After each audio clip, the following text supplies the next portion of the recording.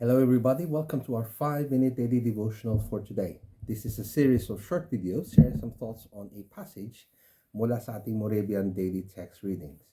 And we are concluding our study of the book of James with a passage from James chapter 5, verses 13 to 20. So from yesterday, we talked about what is a sin of omission, not doing something that is right. But it's also reminded that patience during suffering till the coming of the Lord is something that God expects us to do. Nang patuloy tayo sa kabila ng paghihirap, that we remain patient, waiting on the Lord to do His will. Now, regarding suffering, James goes on to say in verse 13, is anyone among you suffering? Meron pa mga naghihirap sa inyo? Meron ba dumadaan sa mga pasakit? Let him pray. So the book of James is filled with practical advice concerning different issues sa buhay. Regarding suffering, James is saying, mag-pray ka. Dumadaan ka sa suffering, sa pahirap, sa pasakit, pray. Pray that God would come and help you. Pray that God will encourage you, strengthen you to overcome the suffering. What else did he say? Is anyone cheerful? Okay? Let him sing praise. If there are things na nagbibigay ng kagalakan at kasiyahan sa iyong puso, papurihan mo ang Diyos kasi lahat ng mabuting bagay galing sa Diyos. Is anyone among you sick? Let him call on the elders and let them pray over him, anointing him with oil in the name of the Lord. And the prayer of faith will save the one who is sick, and the Lord will raise him up. Now, hindi kinakailangan na leader ng church. Maaaring kasama mo sa transform community mo, sa DBS group mo. The important thing is, at times when you are unwell, you need people around you to pray for you. So, when you're going through suffering yourself, pray. When you're cheerful, masaya ka, you praise God. And when you're sick, ask for other people to pray with you and for you. Now, practical advice. Verse 16. James goes on, therefore, confess your sins to one another and pray for one another that you may be healed.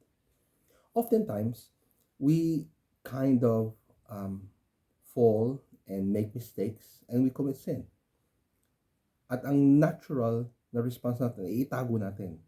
Huwag natin ipagmalaki, huwag natin ipahayag o huwag natin expose. Kasi nahiya tayo, ano sasabihin ng mga tao? But James is saying, in the kingdom of God, counterintuitive. Baliktad minsan ng takbo ng utak ng tao kumpara sa takbo ng utak ng Diyos. Sabi ng salita ng Diyos dito, pag nagkasala ka, confess to one another. Hindi ko sabihin mo sa lahat ng tao. What he's saying is, to the person that you committed the sin against, confess it. Oy kapatid, sorry, ginawa ko sa iyo. Forgive me. That is important because oftentimes, the very things that eat up inside of us, yung mga bagay na sumisira sa ating kalooban, ay mga bagay na kinikimkim natin. Yung mga kasalanan, yung mga unconfessed sins, yung unforgiveness, yung pride. Ayokong humingi ng tao doon kasi siya naman may kasalanan, di ba ako eh? No. The Bible is saying, confess your sins to one another. Hindi, alam na naman ng Diyos eh. Alam nga ng Diyos. Pero, you need to restore. And this is key. The confession of sin to one another is the path toward restoration with that person. Sa tao na nagkamali, sa tao na offend, sa tao na nasaktan, we need to confess our sins to them. Being sensitive in the fact that maring may kasalanan ko, maring may kasalanan na siya, but we need to restore that relationship. Confess your sins with one another. Aminin mo, nagkamali ka. Sabihin natin may pagkakamali siya, meron kayo pagkakamali.